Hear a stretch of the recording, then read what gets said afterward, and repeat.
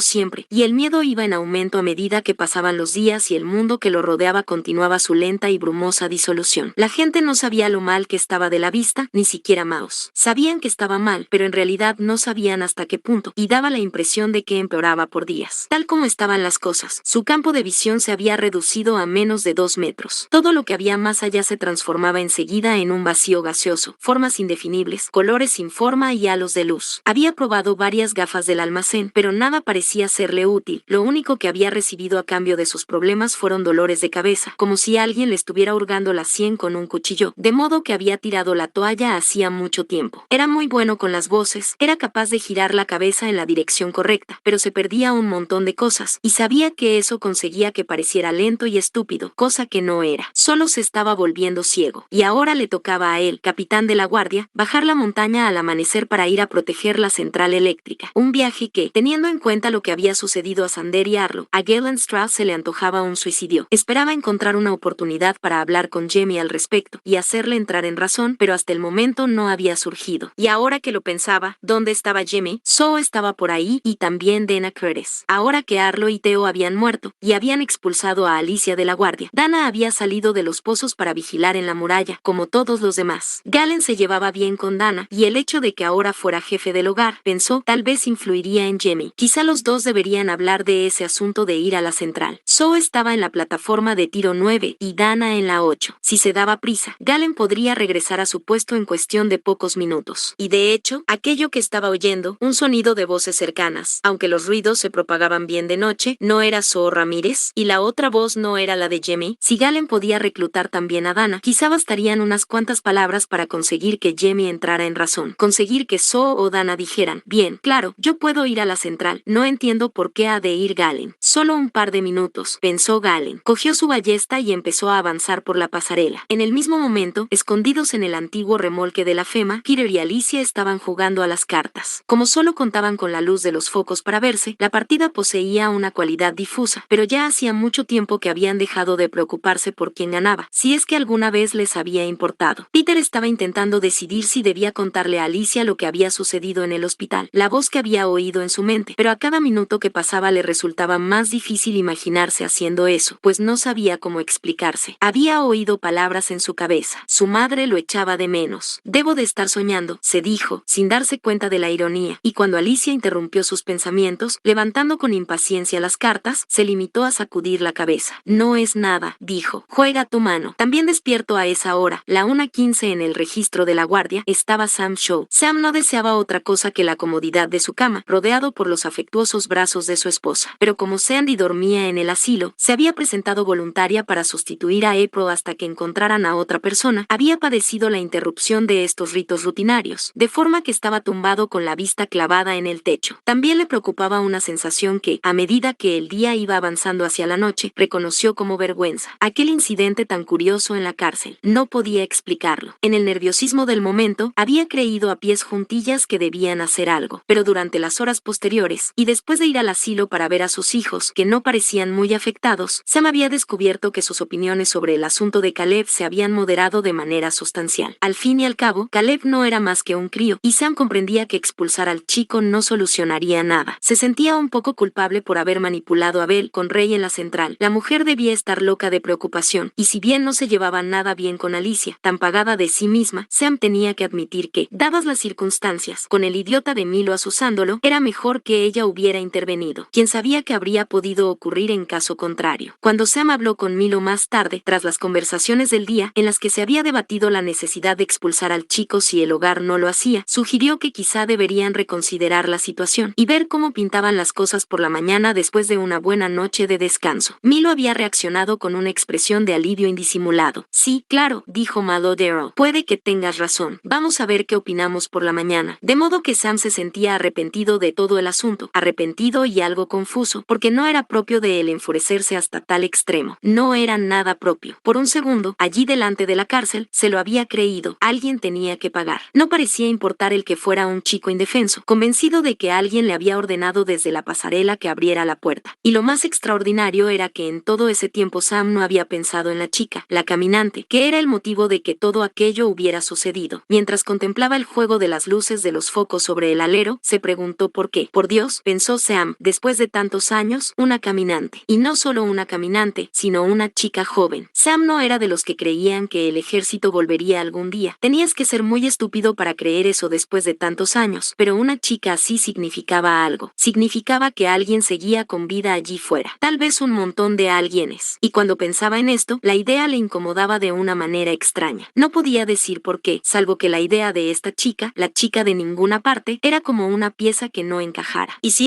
estos menganitos aparecían de la nada, y si eran el principio de una nueva oleada de caminantes que buscaban seguridad bajo las luces, iban justos de comida y combustible. Sí, en los viejos tiempos habría parecido cruel rechazar a los caminantes. Pero ¿acaso la situación no era algo diferente ahora? Después de tantos años, ¿no habían alcanzado una especie de equilibrio? Porque la verdad era que a Sam Shaw le gustaba su vida. Él no era de los que se preocupaban o sufrían. Conocía a gente así como Milo y no lo entendía. Podían ocurrir cosas espantosas, sin duda, pero eso siempre era cierto, y en el ínterin tenía su cama, su casa, su esposa y sus hijos. ¿No era suficiente? Y cuanto más pensaba Sam en ello, más le parecía que no era de Caleb de quien debían preocuparse. Era de la chica. Así que, por la mañana, le diría eso a Milo. Había que hacer algo con la chica de ninguna parte. Michael Fisher también estaba despierto. En general, Mako consideraba que dormir era una pérdida de tiempo. Era justo otro caso de exigencias irrazonables del cuerpo sobre la mente, y todos sus sueños, cuando le daba por recordarlos, parecían versiones poco alteradas de su estado de vigilia, llenos de circuitos, diferenciales y relés, mil problemas que solucionar, y despertaba sintiéndose menos descansado que propulsado hacia el futuro, sin ningún éxito logrado durante aquellas horas perdidas. Pero ese no era el caso aquella noche. Michael Fisher no había estado nunca tan despierto como aquella noche, y estaba ocupado en algo. El contenido del chip que se había descargado en abundancia en el ordenador central, un verdadero torrente de datos, era nada menos que una reescritura del mundo. Esa nueva información era lo que había impulsado a Mako a correr el riesgo que arrostraba ahora: montar una antena en lo alto de la muralla. Había empezado en el tejado del faro, donde conectó un carrete de 20 metros de cable de cobre no aislado de 8 válvulas con la antena que habían instalado en lo alto de la chimenea meses antes. 2 carretes más lo habían llevado hasta la base de la muralla. Fue todo el cobre del que pudo disponer. Para el resto había decidido utilizar un cable de alto voltaje aislado que debería pelar a mano. Lo difícil sería llegar a lo alto de la muralla sin que lo vieran los centinelas. Tras haber recogido 2 carretes más en el cobertizo, se paró al amparo de las sombras bajo uno de los puntales de apoyo y sopesó sus opciones. La escalera más próxima, 20 metros a su izquierda, conducía a la plataforma de tiro 9. Era imposible subirla sin que le vieran. Había una segunda escalera situada entre las plataformas 8 y 7, la cual sería ideal, salvo por los corredores, quienes a veces la utilizaban como atajo entre 7 y 10, y soportaba muy poco tráfico, pero carecía de suficiente cable para llegar hasta ella. Solo quedaba una opción: llevar un carrete a la escalera más alejada, avanzar por la pasarela hasta situarse encima del saliente, tirarlo al suelo y bajar de nuevo para conectar el segundo cable con el primero. Todo ello, además, sin que lo viera nadie. Mako se arrodilló en la tierra, extrajo sus cortalambres de la vieja mochila de lona que utilizaba como bolsa de herramientas y se puso a trabajar. Sacó el cable del carrete y peló el conducto de plástico. Al mismo tiempo, prestaba atención al ruido de pasos sobre su cabeza, lo cual significaría que un corredor estaba pasando. Cuando el cable estuvo pelado y rebobinado, oyó a los corredores moverse 2 veces. Estaba bastante seguro de que contaría con unos cuantos minutos antes de que llegara el siguiente. Lo metió todo en la mochila, corrió hacia las escaleras, respiró hondo y empezó a subir. Las alturas siempre habían constituido un problema para Mako. No le gustaba ni tan siquiera subirse a una silla, un hecho que, resuelto como estaba a realizar aquella tarea, no había entrado en sus cálculos. Y cuando llegó a lo alto de las escaleras, una ascensión de 20 metros que a él se le antojó 10 veces más larga, estaba empezando a dudar de que aquella empresa fuera una idea sensata. Su corazón martilleaba de pánico. Sus miembros se habían convertido en gelatina. Caminar sobre la pasarela, una rejilla abierta suspendida sobre un abismo de espacio, exigiría toda su fuerza de voluntad. El sudor irritaba sus ojos cuando se izó desde el último escalón y cayó de estómago sobre la rejilla. Bajo el resplandor de las luces, y sin los habituales puntos de referencia del suelo y el cielo que lo orientaran, todo parecía más grande y cercano, y poseía una intensidad voluminosa. Pero al menos nadie se había fijado en él. Levantó la cara con precaución. 100 metros a su izquierda, la plataforma de tiro 8 parecía estar desierta, sin ningún centinela en su puesto. Michael ignoraba el motivo, pero lo tomó como una señal alentadora. Si actuaba con rapidez, podría volver al faro antes de que nadie se enterara. Empezó a avanzar por la plataforma, y cuando llegó al punto elegido, ya había empezado a sentirse mejor, mucho mejor. Su miedo se había aplacado, sustituido por la estimulante sensación de que podría llevar a cabo sus propósitos. Eso iba a funcionar. La plataforma de tiro 8 seguía desierta. A quien estuviera de guardia se le iba a caer el pelo, pero su ausencia proporcionaba a Mako la oportunidad que necesitaba. Se arrodilló en la plataforma y sacó el rollo de cable de la mochila. La pasarela, construida de aleación de titanio, haría las veces de conductor y sumaría sus atractivas propiedades electromagnéticas a las del cable. En esencia, Mako estaba convirtiendo todo el perímetro en una gigantesca antena. Arrancó uno de los pernos que sujetaban la pasarela a su armazón, introdujo el cable pelado sentado en el hueco y volvió a sujetar el perno para inmovilizar el cable. Después dejó caer el carrete al suelo y escuchó el golpe sordo de su impacto. Amy, pensó. ¿Quién habría pensado que la chica de ninguna parte tendría un nombre como Amy? Lo que Mako ignoraba era que la plataforma de tiro 8 estaba desierta porque el centinela de la central, Dana Curtis, de las primeras familias y el hogar, ya estaba muerta en la base de la muralla. Jimmy la había matado justo después de asesinar a Zoe Ramírez, a quien no había querido matar. Solo quería decirle algo. Adiós, lo siento, siempre te he querido, pero una cosa había llevado a la otra de la manera extrañamente inevitable en que se produjeron los acontecimientos de aquella noche, la noche de cuchillos y estrellas, y ahora ninguno de los tres existía ya. Galen Strauss, que se acercaba desde la dirección contraria, fue testigo de estos acontecimientos como desde el extremo ancho de un telescopio, una mancha lejana de color y movimiento, fuera del alcance de su vista. Si alguien más hubiera estado en la plataforma aquella noche, alguien con mejor vista, que no se estuviera quedando ciego a causa de un glaucoma agudo como Galen Strauss, se habría formado una imagen más clara de dichos acontecimientos. Pero lo ocurrido en la plataforma de tiro 9 solo sería conocido por sus principales protagonistas, quienes ni siquiera lo comprendieron. Lo que pasó fue lo siguiente. La centinela Zoe Ramírez, con sus pensamientos todavía flotando en la corriente de la bella del baile, y en particular en una escena ambientada en un carruaje en movimiento durante una tormenta, descrita con tal realismo que podía recordarla palabra por palabra. Cuando los cielos se abrieron, Talbot aferró a Charlene entre sus poderosos brazos, su boca cayó sobre la de ella con una fuerza abrasadora. Los dedos encontraron la curva sedosa de su seno, mientras oleadas de pasión estremecían el cuerpo de la muchacha. Se volvió y vio que Jamie estaba subiendo a la plataforma. Su primera impresión, que se abrió paso entre sus sentimientos de irritación contradictoria, lamentaba la interrupción. El hombre llegaba tarde, fue que algo no iba bien. Eso no es propio de él, pensó. Este no es el Jamie que yo conozco. Jamie se quedó un momento inmóvil, el cuerpo relajado de una manera extraña, los ojos escudriñando las luces con perplejidad. Parecía un hombre que había venido para anunciar algo y se había olvidado de qué. Zoe pensó que quizás sabía cuál era el acuerdo tácito. Durante un tiempo había sospechado que Jamie creía que los dos podían ser algo más que amigos, y en circunstancias diferentes, tal vez le habría alegrado que se lo dijera, pero en esa ocasión no. Esa noche, en la plataforma de tiro 9, no. Son sus ojos, dijo Jamie por fin. Parecía estar hablando para sí mismo. Al menos, creía que eran sus ojos. Zoe avanzó hacia él. Tenía la cabeza vuelta, como si no se decidiera a mirarla. ¿Los ojos de quién, Jamie? Pero él no contestó. Bajó una mano hacia el dobladillo de su jersey y empezó a darle tirones, como un niño nervioso que manoseara su ropa. ¿No te das cuenta, Zoe? Jamie, ¿de qué estás hablando? Había empezado a parpadear. Gruesas lágrimas estaban rodando sobre sus mejillas. Están todos tan tristes, joder. Zoe sabía que le estaba pasando algo malo. En un estallido de movimientos, se pasó el jersey sobre la cabeza y lo tiró por encima de la plataforma. Su pecho estaba cubierto de sudor que brillaba a la luz. Es esta ropa, gruñó. No puedo soportar esta ropa. Zoe había dejado la ballesta apoyada contra la muralla. Se volvió para apoderarse de ella, pero había esperado demasiado. Jamie la atrapó por detrás, deslizó las manos por debajo de sus axilas, y luego se cerraron en torno a su nuca y, con un repentino movimiento, algo se rompió en la base de su garganta, y al instante siguiente, su cuerpo había desaparecido, su cuerpo se había alejado a la deriva, su cuerpo ya no existía. Intentó gritar, pero no emitió ningún sonido. En su campo de visión flotaban puntos de luz, como astillas plateadas. Oh, Talbot, gimió Charlene mientras él se refregaba contra ella, su virilidad una dulce invasión que ya no podía rechazar. Oh, Talbot, sí, terminemos con este juego absurdo. Fue consciente de que alguien más se estaba acercando. Oyó el sonido de pasos en la pasarela, donde estaba tendida indefensa, y después oyó el disparo de una ballesta y un grito ahogado. Estaba en el aire, y Jamie le estaba levantando. Iba a tirarla por encima de la muralla. Ojalá su vida hubiera sido diferente, pero no había otra, y no quería abandonarla todavía, y después empezó a caer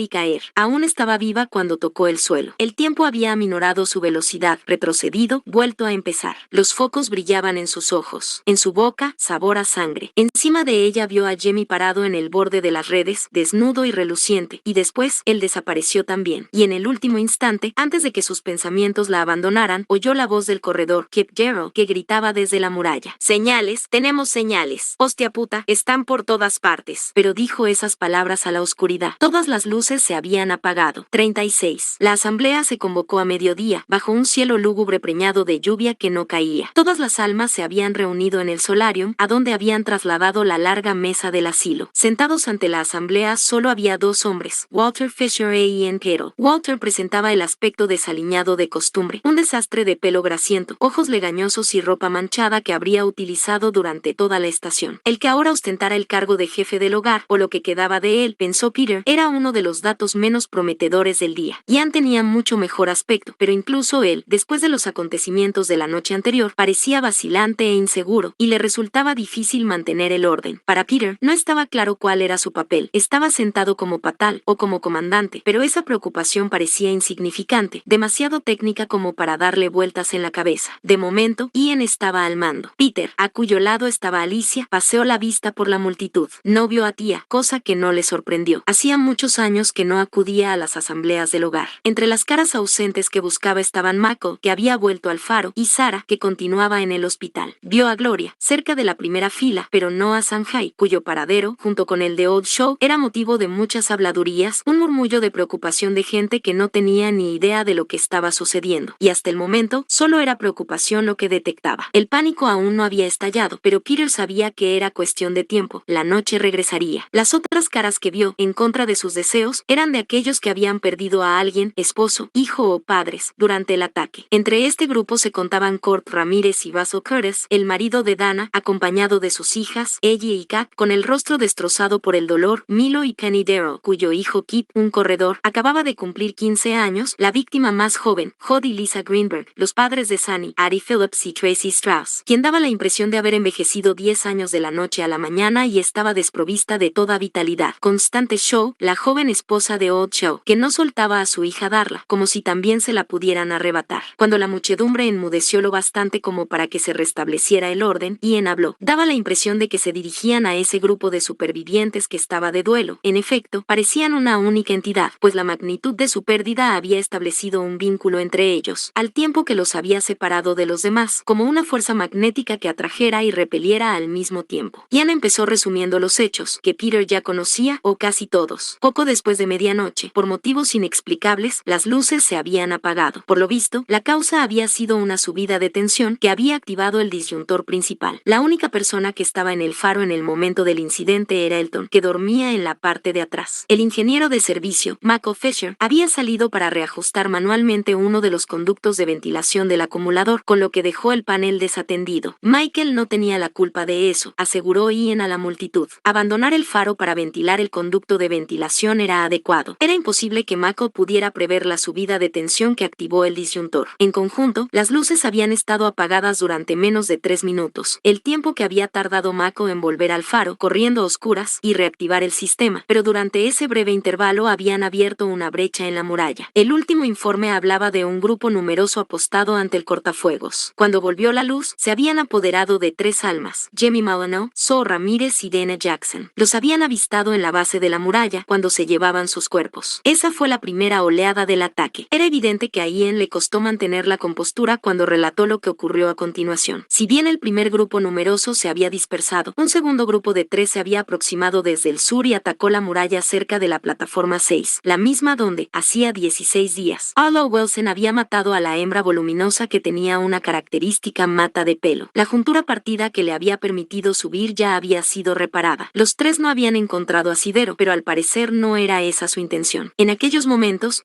reinaba la confusión en la muralla, y todas las fuerzas se dirigían hacia la plataforma 6. Bajo una lluvia de flechas y proyectiles, los 3 virales habían intentado subir una vez más. Entretanto, un tercer grupo, tal vez parte de un segundo que se había dividido en 2, tal vez un grupo diferente por completo, había conseguido saltar la muralla en la plataforma 9, que se había quedado desierta. Habían invadido la pasarela. Se produjo un tumulto. No había otra palabra para definirlo. Habían muerto otros 3 centinelas antes de que se pudiera repeler al grupo. Gar Phillips, Eden Strauss y Kip Gerald, el corredor que había informado de la presencia del grupo grande congregado ante el cortafuegos. A un cuarto, Sunny Greenberg, quien había abandonado su puesto en la cárcel para sumarse a la batalla, lo daban por desaparecido. Entre los desaparecidos, Ian hizo una pausa con expresión de profunda preocupación. Se encontraba Old Show. Constance había despertado a primera hora de la mañana y descubierto que había desaparecido. Nadie lo había visto desde entonces. Parecía probable, aunque no existían pruebas concretas, que hubiera salido de casa en plena la noche para acudir a la muralla, donde lo habrían capturado junto con los otros. No habían matado a ningún viral. Eso es todo, dijo Ian. Eso es lo que sabemos. Estaba pasando algo, pensó Peter. La multitud también lo percibía. Nadie había presenciado jamás un ataque como ese, con semejante táctica. Lo más parecido era la noche oscura, pero incluso entonces, los virales no habían dado muestras de presentar un ataque organizado. Cuando las luces se apagaron, Peter había corrido con Alicia desde el aparcamiento de remolques hasta la muralla para combatir con todos los demás, pero Ian había ordenado a ambos que fueran al asilo, que con la confusión del momento se había quedado sin defensores. Por tanto, lo que habían visto y oído había quedado atenuado por la distancia y empeorado también por dicha causa. Sabía que tendría que haber estado en la muralla. Una voz se elevó entre los murmullos de la muchedumbre. ¿Y la central eléctrica? Quien hablaba era Malo Darrell. Sostenía a su esposa Penny. Por lo que sabemos, todavía está a buen recaudo. Milo, dijo Ian. Michael dice que todavía queda corriente. Pero has dicho que se produjo una subida de tensión. Alguien debería ir allí a echar un vistazo. ¿Dónde demonios está Sanjay? Ian vaciló. A eso iba, Milo. Sanjay está enfermo. De momento, Walter es el que está al mando. Walter, no hablarás en serio. Dio la impresión de que Walter se reanimaba. Se removió en su asiento y levantó su rostro abotargado hacia la asamblea. Espera un momento. Pero Milo lo interrumpió. Walter es un borracho, dijo, alzando la voz, cada vez más osado. Un borracho y un mentiroso. Todo el mundo lo sabe. ¿Quién manda aquí en realidad? ¿Ian? ¿Eres tú? Porque por lo que yo sé, no manda nadie. Lo que digo es que abramos el arsenal y dejemos subir a la muralla a todo aquel que lo desee, y que alguien vaya a la central eléctrica ahora mismo. Murmullos de aprobación recorrieron la multitud. ¿Qué está intentando hacer Milo?, pensó Peter. ¿Iniciar un motín? Miró a Alicia. Tenía la vista clavada en Milo, el cuerpo como a punto de saltar, los brazos caídos a los costados. Ojo avisor. Lamento lo de tu chico, dijo Ian, pero no es el momento de perder los estribos. Deja que la guardia se encargue de esto. Milo no le prestó atención. Recorrió con la mirada a todos los miembros de la asamblea. Ya lo habéis oído. Ian dice que estaban organizados. Bien, puede que nosotros debamos organizarnos también. Si la guardia no hace nada al respecto, deberíamos hacerlo nosotros. Por lo que más quieras, Milo, cálmate. La gente está asustada, y tú no haces nada por calmarla. Fue Sam Shaw quien habló a continuación. No me extraña que esté asustada. Caleb dejó entrar a la chica, y ya hay 11 personas muertas. Ella es el motivo de que hayan venido. Eso no lo sabemos, Sam. Yo sí lo sé, como todo el mundo. Todo empezó con Caleb y esa chica. Yo digo que también terminemos con ellos. Peter oyó entonces voces que se elevaban. La chica,